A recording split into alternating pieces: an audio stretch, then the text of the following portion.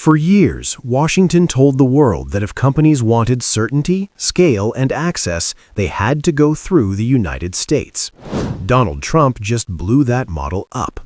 Today, two global automakers, Nissan and Volkswagen, are sending a quiet but unmistakable message. When Trump turns trade into a weapon, Canada starts to look like the safer bet. This is not about cars. This is about how Trump's tariffs are reshaping North America, and how Canada is turning U.S. volatility into a strategic advantage. Over the past few months, Nissan and Volkswagen have publicly signaled that they could expand their offerings in Canada, not by copying U.S. models, but by bringing in vehicles certified for Europe, Japan, and South Korea. Why does that matter? Because for decades, Canada aligned its vehicle safety standards almost perfectly with the United States. That alignment made the U.S. the regulatory gatekeeper for the entire North American auto market. Now, that gate is cracking. Canadian regulators are reviewing whether to decouple from U.S.-centric standards, opening the door to global vehicle platforms that never passed through Washington's approval process. And crucially, both Nissan and Volkswagen are backing that move. Their message is clear. Canada is no longer just a downstream extension of the U.S. auto market. It is becoming its own regulatory and commercial destination. This shift is happening against a very specific political backdrop. Donald Trump is in his second term as U.S. president. His administration has revived aggressive tariff threats, including 25% duties on imported vehicles and auto parts, while repeatedly signaling that trade policy will be used as leverage, not stability. In Ottawa, Prime Minister Mark Carney is responding with a different strategy: diversification, predictability, and reduced dependence on U.S. political mood swings. And global automakers are watching closely. Let's be blunt. Automakers do not choose sides out of ideology. They choose risk profiles. Under Trump, the United States has become a high-volatility environment for global manufacturers. Tariffs can appear overnight. Exemptions can disappear just as fast. Trade policy is announced at rallies, on social media, or through last-minute executive threats. For companies that plan product cycles 5 to 10 years out, that is poison. This is where Canada quietly wins. Canada is offering something the U.S. currently cannot: regulatory calm. By signaling openness to European and Asian vehicle standards, Ottawa is telling automakers you don't need to redesign your entire lineup just to survive Washington's politics. Nissan's comments are especially revealing. The company has openly acknowledged that Canada has demand for smaller, more affordable vehicles that the U.S. market does not prioritize. In the past, those models were blocked because they didn't fit U.S. certification logic. Trump didn't create that imbalance, but his tariffs made it impossible to ignore.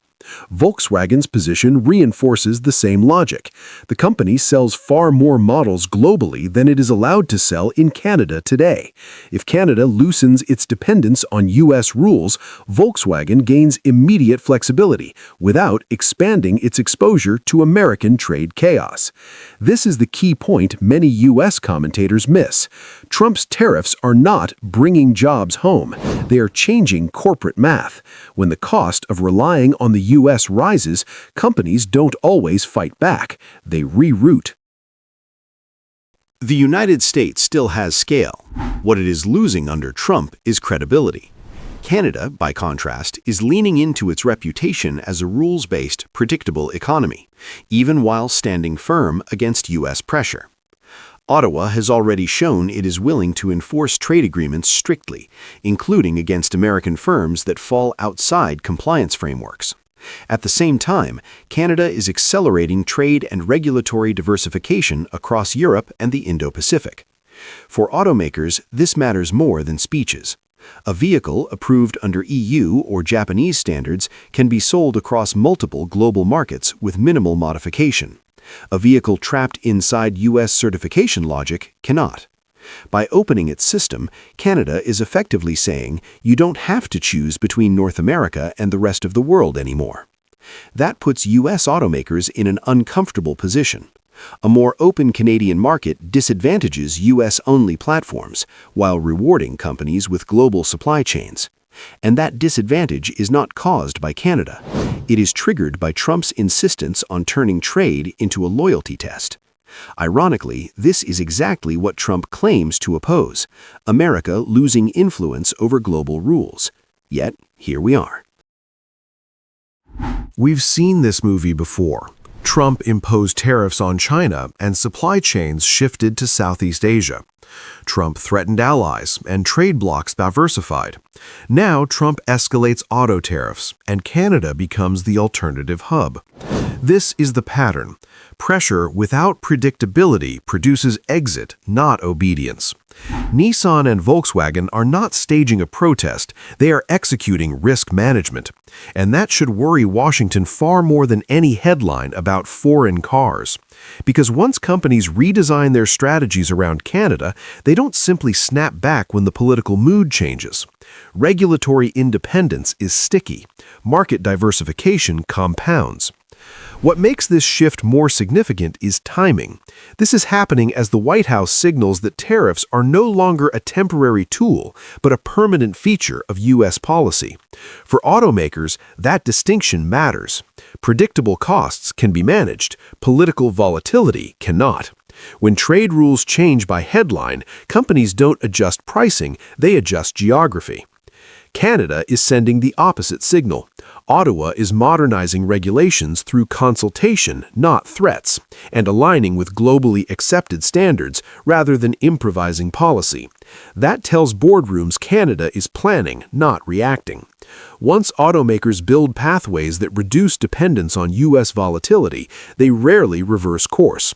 That quietly erodes Washington's leverage inside North America. Trump's strategy may raise pressure, but Canada's stability is what actually pulls investment. There's also a consumer consequence Washington is missing. If Canada opens its market to European and Asian models, Canadians gain more affordable choices, while U.S. buyers remain stuck with tariff-inflated prices. That gap reshapes demand over time. Trump's trade strategy raises costs at home, Canada's stability expands options. In the auto industry, that difference quietly determines where the future flows. Donald Trump believes tariffs force loyalty. Canada understands that stability earns it. Nissan and Volkswagen didn't wake up one morning and choose Canada. They responded to a system where U.S. policy has become unpredictable and Canadian policy has not. The result is a quiet but consequential shift. North America no longer revolves automatically around Washington. So here's the real question going forward. If Trump keeps exporting uncertainty, how many more industries will discover that Canada is the safer place to plan the future? Because once that realization sets in, it's not America first anymore. It's America optional. A new Politico poll asked people in 4 countries around the world, these are countries closely. America's closest allies have delivered a verdict Washington never expected. Under Donald Trump, the United States is no longer seen as reliable, stabilizing, or even constructive. And here's the twist that truly shifts the North American story.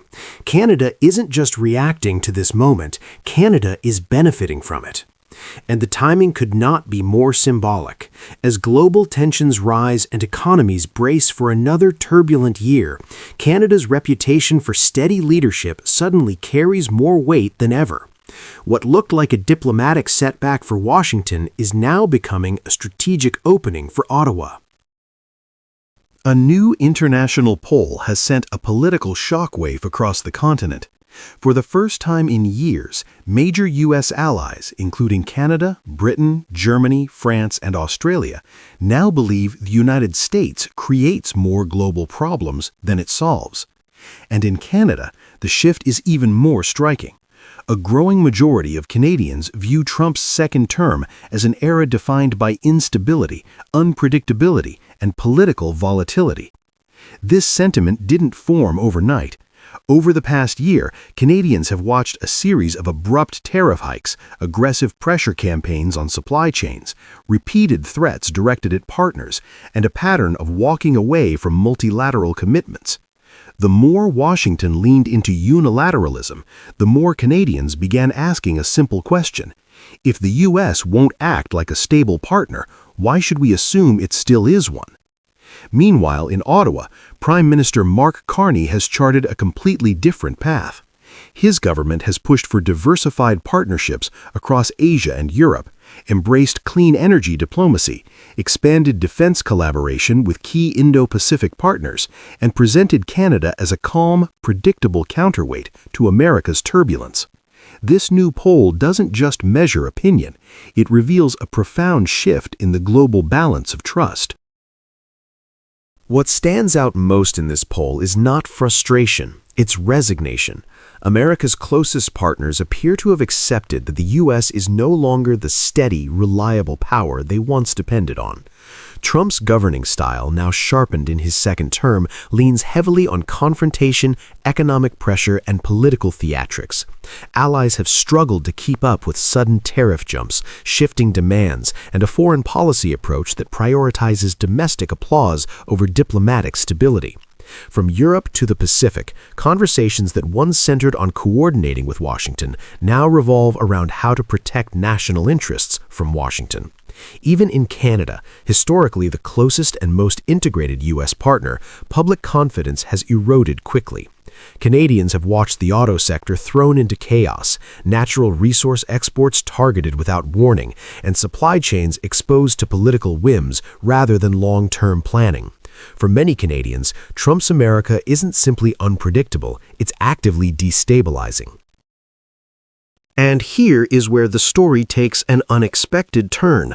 The more uncertain America becomes, the more confident Canada appears.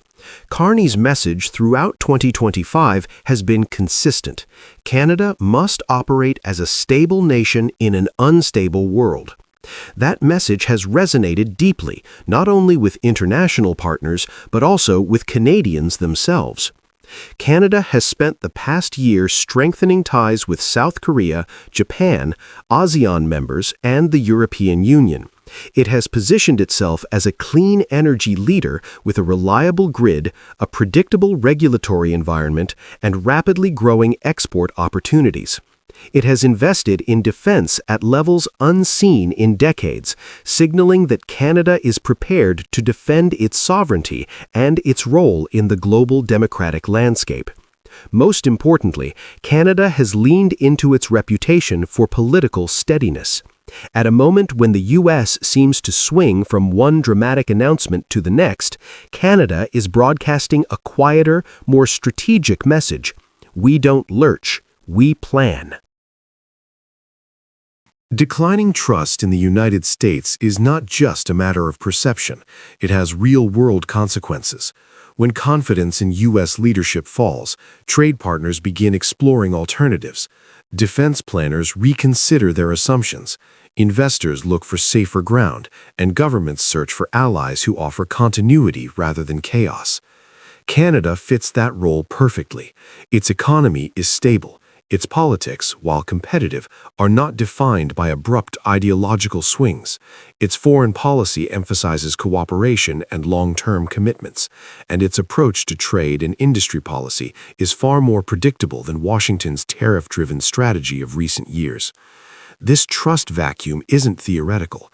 It's showing up in investment trends, in diplomatic traffic, and in the rapid expansion of Canada's global project portfolio. Whether it is critical minerals, clean power, semiconductor components, or defense partnerships, Canada is increasingly the country partners turn to when they need a dependable North American ally. For Ottawa, the timing of this poll could not be better. The 2026 renegotiation of the USMCA looms large. In previous rounds, Canada entered talks hoping to protect the status quo. This time, Canada enters with leverage. The United States is the one battling a credibility crisis. Canada is the one presenting itself as the stable anchor of the continent. This shift also strengthens Canada's hand in defense, where cooperation with Indo-Pacific partners is becoming increasingly important. When Canada signs new shipbuilding, submarine, or clean energy agreements in Asia, it does so as a country seen as consistent, an image that contrasts sharply with Washington's volatility. And at home, the poll reinforces a growing sense of national confidence. Canadians are embracing a more assertive foreign policy posture. They are more willing to challenge the assumption that America must lead and Canada must follow. In public opinion and in political discourse, a new idea is taking hold. Perhaps it is time for Canada to shape the North American narrative rather than simply react to it. The deeper message in this poll is one the White House should not dismiss. When allies stop trusting American leadership, the U.S. loses influence, leverage, and strategic reach. The world becomes less willing to align with U.S. priorities and more willing to pursue independent agendas, many of which now point toward Canada.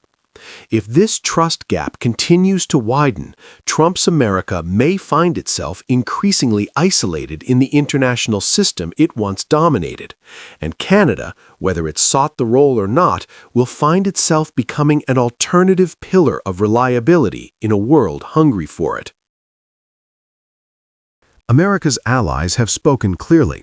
They no longer view Trump's United States as the stabilizing power it once claimed to be.